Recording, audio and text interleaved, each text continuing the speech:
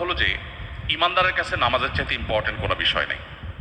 অতএব পড়াশোনার অজুহাতে কিংবা এক্সামের অজুহাতে কোনো অজুহাতেই নামাজকে পেছাবার বা নামাজকে বাদ দেওয়ার কোনো সুযোগ নেই। আপনি অসুস্থ, দাঁড়িয়ে নামাজ পড়তে পারছেন না, তাহলে আপনি এক্সাম দিয়েছেন, ক্লাস করেছেন, অন্য সব কাজগুলো নিশ্চয়ই স্বাভাবিকভাবে করেছেন, তাহলে নামাজ কেন আপনি পারবেন না? আজকাল বিশেষ করে একটু কষ্ট, একটু শরীরটা মেজমেজ করছে, একটু খারাপ লাগছে, এই অজুহাতে চেয়ার টেনে বসে নামাজ পড়াটা ফ্যাশনের বিষয়ে পরিণত হয়ে গেছে। মসজিদ দেখলে বোঝা কঠিন, এটা কি আকিজ প্লাস্টিকের দোকান না মসজিদ? তো এই জন্য আমাদেরকে নামাজ পড়ার ক্ষেত্রে লক্ষ্য রাখতে হবে যে আমরা যেন কোনোভাবেই, যতক্ষণ আমার শক্তি সামর্থ্য আছে, আমি শুধুমাত্র একটু শরীর খারাপ করছে, একটু ভালো লাগছে না, সে অজুহাতে যেন আমরা বসে নামাজ না পড়ি। হ্যাঁ, অবশ্যই আপনি যদি শারীরিকভাবে অপারগ হন, দাঁড়িয়ে পড়তে না পারেন, আল্লাহ বলেছেন লা ইউকাল্লিফুল্লাহু নাফসান ইল্লা উসআহা, মানুষকে সাধ্যের বাইরে কিছু আল্লাহ চাপিয়ে দেন না, সো এটা আপনার জন্য জায়েজ আছে, আপনি বসে নামাজ পড়বেন, যদি বসে ছাড়া দাঁড়িয়ে নামাজ পড়ার কোনো শক্তি আপনার আসলেই না থাকে। আর সুন্নাহগুলো ইম্পর্টেন্ট, নবী সাল্লাল্লাহু আলাইহি সাল্লাম সচরাচর কখনো ছাড়তেন না। আপনার কখনো কোনো অসুবিধা তৈরি হয়েছে বিশেষ পরিস্থিতিতে, এটা বাদ দিলেন, তাতে গুনাহ হবে না ইনশাআল্লাহ। আমার বিয়ে উপলক্ষে 8 ভরির বেশি স্বর্ণের মালিক হই আমি। বর্তমানে আমার স্বামী বড় পরিমাণ ঋণ থাকায় এবং আমার আর্থিক অবস্থা খারাপ থাকায় আমি এখন জাকাত দিতে অসমর্থ। আমি যদি 3 থেকে 5 বছর পর স্বাবলম্বী হওয়ার পর জাকাত দেই, তাহলে এক্ষেত্রে বিলম্বে জাকাত প্রদানের ইসলামের বিধান কি? জাকাত ওয়াজিব আলাল ফাওর, ইসলামী ফিকহ অনুযায়ী যখন জাকাত আবশ্যক হয় তখনই দিতে হয়। যদি আপনার মনে হয় যে এখন জাকাত দেওয়ার মতো ব্যক্তি আপনি খুঁজে পাচ্ছেন না বা আরও উপযুক্ত ব্যক্তি পাবেন, তাহলে টাকা আলাদা করে রাখলেন, হিসাব আলাদা করে রাখলেন, একটু পরে দিলেন, ঠিক আছে। বাট শুধুমাত্র আমার এখন দেওয়ার মতো টাকা নেই, এই অজুহাতে আপনি জাকাত 2-4 বছর পিছাতে পারবেন না। আপনার 8 ভরি স্বর্ণ থেকে খুব সামান্য পরিমাণ বিক্রি করলে কয়েক বছরের জাকাতের টাকা হয়ে যাবে। আমরা বেশিরভাগ মানুষ চাই আমারটা আমার কাছে থাকুক, আমি এক্সট্রা ফাওটা দিয়ে কোনো রকম জাকাত দেওয়ার চেষ্টা করব। অনেক লোক বলে হুজুর ঋণ পরিশোধের আমল শিখায় দেন। আমি বলি ঋণ পরিশোধের আমল হলো স্থাবর অস্থাবর সম্পত্তি বিক্রি করে ঋণ দিবেন, এটা হলো ঋণ পরিশোধের আমল। বলে না হুজুর সেটা না তো, আমি দোয়া চাইছি, দোয়া, একটা দোয়া শিখাই দেন। তাই আমি বলছি আমি বুঝছি, আপনি চাচ্ছেন আমি এমন কোনো দোয়া শিখাই দিই যেই দোয়া পড়লে আসমান থেকে ধূপ করে একটা বস্তায় টাকা পড়ে যাবে, আপনি ঋণ দিয়ে দিবেন, আপনার স্থাবর অস্থাবর সম্পত্তিতে হাত দেওয়া লাগবে না। আপনি সেই দোয়া চাচ্ছেন। মুহাম্মদ সাল্লাল্লাহু আলাইহি ওয়াসাল্লাম সেটা আমাদেরকে শেখান নাই। তিনি শিখিয়েছেন আমি ঋণগ্রস্ত, আমার সর্বশেষ সম্বল বিক্রি করে তারপরে যখন আমি পারছি না তখন আমি আল্লাহর কাছে, তার আগে এবং তখন আল্লাহর কাছে হাত পাতবো। কিন্তু আমরা চাই আমার সব ঠিকঠাক থাকুক, আমি ফাওটা দিয়ে কোনো রকম জাকাত দেই বা ঋণ দেই, এটা মুসলিম সুলভ চিন্তাধারা বা মানসিকতা নয়। নবী সাল্লাল্লাহু আলাইহি ওয়াসাল্লাম বুখারীর হাদিসে বলেছেন কিয়ামতের আলামতসমূহের মধ্যে থেকে একটা হলো জাকাতকে মানুষ জরিমানা মনে করবে, দণ্ড মনে করবে, দিতে চাইবে না। জাকাত দিতে পারা তো সৌভাগ্যের, এটা আমার আখিরাতের অ্যাকাউন্টে জমা হচ্ছে, আমি সওয়াব পাবো। তাহলে সেক্ষেত্রে আমার কেন সামান্য অংশ বিক্রি করে দিতে কার্পণ্য হচ্ছে বা দিতে হচ্ছে, এটা করা উচিত নয়। অবশ্য মেয়েদের এখানে প্রশ্ন বোঝা যাচ্ছে না, আপনার স্বামীর ঋণ আছে তাতে আপনার কি? আপনার স্বামীর ঋণ আছে তাতে আপনার কি? মুশকিল হলো স্বর্ণের মালিক আসলে কি, এটা ক্লিয়ার না। এটা কি নারী নিজে না তার স্বামী? আমাদের দেশে এক্ষেত্রে একটা বড় বড় ধরনের গোজামিল আছে। স্বর্ণ দিয়ে দেওয়া হয় মেয়েকে যে তোমাকে দিলাম, মোহর হিসাবে দিলাম, ইত্যাদি ইত্যাদি। এরপরে যখন আবার তার ইটালির ভিসা চলে আসে তখন বলে স্বর্ণগুলো দাও, বিক্রি করে ইটালি যাব। কত স্বর্ণ হয়ে যাবে?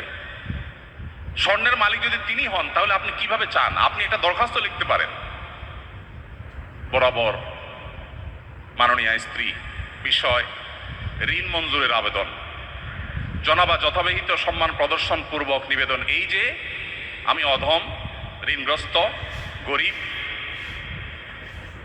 আপনি আমাকে আপনার স্বর্ণ বিক্রি করে লোন হিসাবে দিলে আমি সেটা যথাসময়ে অমুক সময়ে পরিশোধ করিব, বাধ্য থাকিব, ইত্যাদি ইত্যাদি। আপনি দরখাস্ত করতে পারেন, কিন্তু আপনি তো অর্ডার করছেন।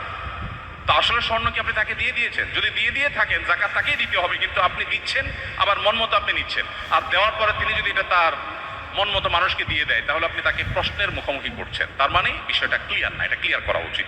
আমাদের ডিপার্টমেন্ট থেকে প্রতি বছর ফিল্ড ওয়ার্কে যাওয়া হয় বাংলাদেশের বিভিন্ন জায়গায়, এটা একটা কোর্সের অংশ, যাওয়া বাধ্যতামূলক। এক্ষেত্রে মেয়েদের জন্য করণীয় কি?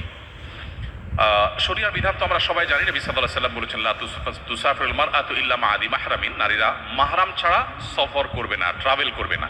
ট্রাভেল করে গিয়ে তিনি যেখানে থাকবেন সেখানে থাকতে পারেন। আপনি হলে এসেছেন, আপনার বাবা ভাই দিয়ে গেছেন, এরপর আপনি হলে মেয়েদের হলে থাকছেন, পর্দাপ্রসিদার মধ্যে আপনার প্রাইভেসি মেনটেন করে আপনার আত্মসম্মান বজায় রেখে, শরিয়া সেটা নিষেধ করে না। কিন্তু সফরের যে সময়টা, এই সময়টাতে মাহরাম থাকাটাকে আবশ্যক করে। মৌলানা তাকি উসমানী সাহেব, পাকিস্তানের কোনো আলিমরা এবং আরবের কোনো আলিমরা অবশ্য, নারীরা যদি অন্য নারীদের সাথে কোনো ট্রাভেলে যান যেখানে অন্য নারীরা তিনি কোনো বিপদে পড়লে তাকে টেক কেয়ার করতে পারবে এরকমটি মনে হয়, তাহলে সেটাকে অনুমোদন করেন, অ্যালাউ করেছেন, বিশেষ করে হজের সফরে। তো যাই হোক, শরীয়তের মূল বিধানটা আমরা বলে দিলাম। এই যে বিষয়টা এবং এই জাতীয় পর্দা রিলেটেড আরও যে সমস্ত ইস্যু আছে, এই সমস্ত ইস্যুগুলোতে আমাদের কাছে সাধারণত মনে হয় যে মেয়েদের জন্য এত বাইন্ডিংস কেন, ছেলেদের জন্য তো কোনো বাইন্ডিংস নাই। আমার প্রশ্ন হলো, আমাদের মহামান্য রাষ্ট্রপতি তিনি যদি বলেন, যিনি যখন থাকেন, আমি চেয়ারের কথা বলছি, যদি বলেন যে কতদিন একটু কারণ বাজার যে মাছ বাজারে যে একটু মন মতো মাছ কিনি না, সরো তোমরা সব, আমি একটু আজকে মন মতো একটু মাছ কিনতে যাব। উনি যদি বলেন যে আমি একটু আজকে ঢাকা শহরের লোকাল বাসে চলার একটা মজা আছে, কতদিন এই ঠেলাঠেলি ঢাকা দেখিতে নাই,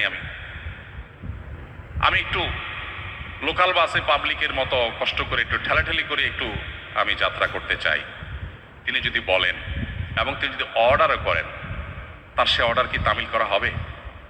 তাকে কি যেতে দেওয়া হবে?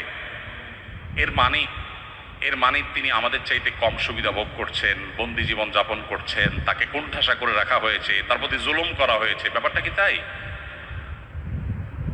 আজকের পৃথিবী যারা অধিকার প্রতিষ্ঠার কথা বলে, খোদ জাতিসংঘের সদর দপ্তর সহ জাতিসংঘের অফিসগুলো নিয়ে বিবিসি নিউজ করেছে, অন্য কেউ করলে ভিন্ন কথা হতো, যে সেখানে যে পরিমাণ নারী কর্মীরা যৌন নিগ্রহের শিকার হচ্ছেন সেটা অত্যন্ত ভয়ঙ্কর, রেশিওটা অনেক বেশি।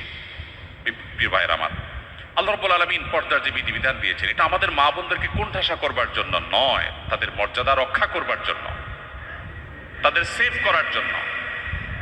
উদারতার নাম দিয়ে যারা নবী সাল্লাল্লাহু আলাইহি সাল্লামের এই আদর্শকে এক পাশে রেখে চলতে চান, তারা ইতিমধ্যে ব্যর্থ প্রমাণ হয়ে গেছেন।